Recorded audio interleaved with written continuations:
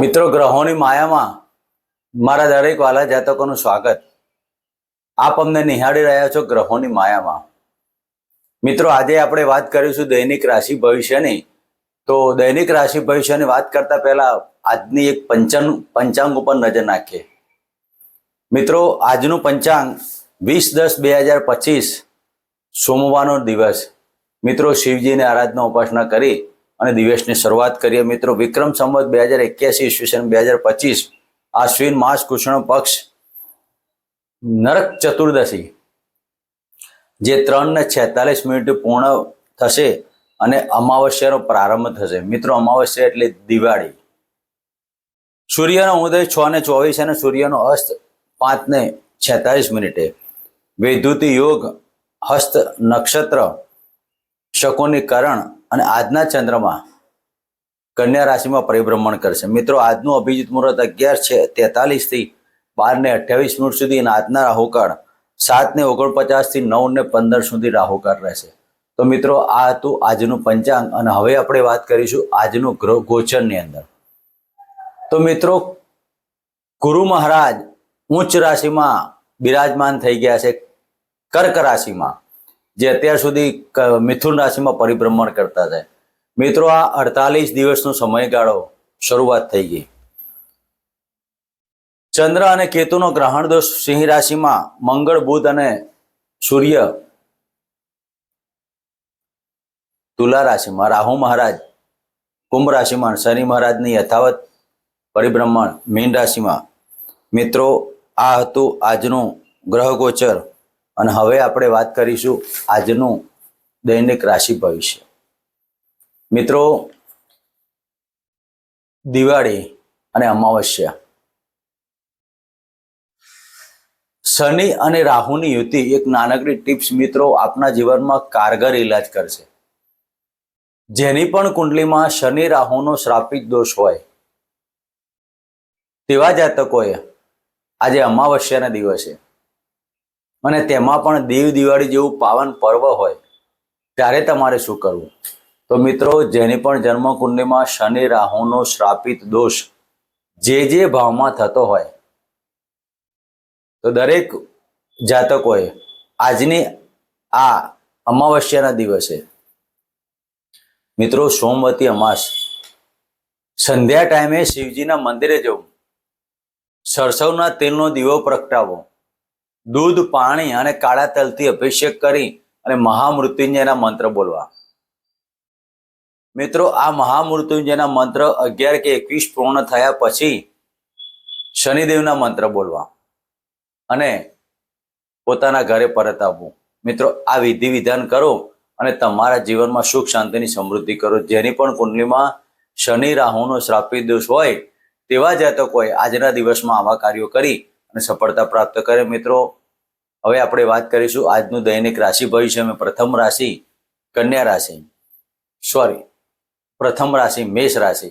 મિત્રો, મેષ રાશિની વાત કરીએ તો આજે કન્યા રાશિમાં ચંદ્રદેવ પરિભ્રમણ કરશે અને ગુરુદેવ આજે કર્ક રાશિમાં બિરાજમાન થઈ ગયા છે ઉચ્ચના બનીને. તો મેષ રાશિના જાતકોએ આજના દિવસમાં વિલ વારસો પ્રોપર્ટીના દરેક બાબતોમાં સફળતા પ્રાપ્ત થાય. જે જાતકોને જમીન દલાલના કાર્યો કરવા તેવા જાતકો પણ કરી શકે.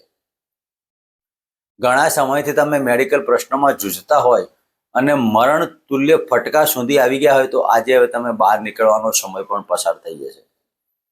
મિત્રો, આજે તમારે કોર્ટ કચેરીના કાર્યોમાં પણ સફળતા મળવાની અને આજના દિવસમાં માનસિક સ્થિતિ તમારી શુભ રહેવાની. તો મેષ રાશિના જાતકોએ આજના દિવસમાં શનિદેવની આરાધના ઉપાસના કરવી અને શિવજીના મંદિરે જઈ દૂધ, પાણી, કાળા તલથી અભિષેક કરો. મિત્રો, વાત કરીશું વૃષભ રાશિની. વૃષભ રાશિના જાતકોને પંચમ સ્થાને પરિભ્રમણ કરતા ચંદ્રદેવ, જે જાતકો પ્રેમમાં પડેલા હોય અને ઘણા સમયથી પ્રેમની બાબતો ચાલતી હોય અથવા તો જે જાતકો વૈવાહિક બાબતોમાં ના પડ્યા હોય અને વૈવાહિક બાબતો વાતચીત ચાલતી હોય તો આ સમય દરમિયાન એ લગ્નમાં તબદીલ થવાની શક્યતાઓ થઈ શકે. ગુરુ મહારાજ આપના દાંપત્ય જીવનમાં જોડાવા માટે આવી રહ્યા છે. આર્થિક પાસું મજબૂત બને, ઇન્કમ સોર્સ વધી જાય, ભાગ્યની ઉન્નતિ, ધાર્મિક કાર્યોમાં તમારો ખર્ચ આનંદ અને ઉલ્લાસભર્યો દિવસ બની રહે. મિત્રો આજના દિવસમાં ઓમ કુલદેવતાભ્યો નમઃ અને ઓમ નમઃ શિવાયના મંત્ર દ્વારા મિત્રો વાત કરીશું મિથુન રાશિની. મિથુન રાશિના જાતકોને ધનુષ સ્થાને પરિભ્રમણ કરતા ગુરુ મહારાજ અને ચતુર્થ સ્થાને પરિભ્રમણ કરતા ચંદ્રદેવ મિત્રો આજના દિવસમાં માતા તરફથી તમને સાથ આપે. ઘણા સમયથી તમારા મકાન સુખ વાહન સુખની બાબતોમાં રૂકાવટ આવી હોય તો આજના દિવસમાં તે પાનું ખોલવાથી તમારા જીવનમાં સુખ શાંતિનો અહેસાસ થાય. જે જાતકો શેર સટ્ટા લોટરીથી જોડાયેલા હોય તેવા જાતકોને લાભ મળી શકે. ઘણા સમયથી તમે કોઈ પ્રાઇવેટ કે અથવા સરકારી લોન લેવા માટે અરજી કરી હોય અને ના થતું હોય તો હવે તમારો સમય શુભ બનવાનો તેના માટે તમે પ્રયત્ન કરો.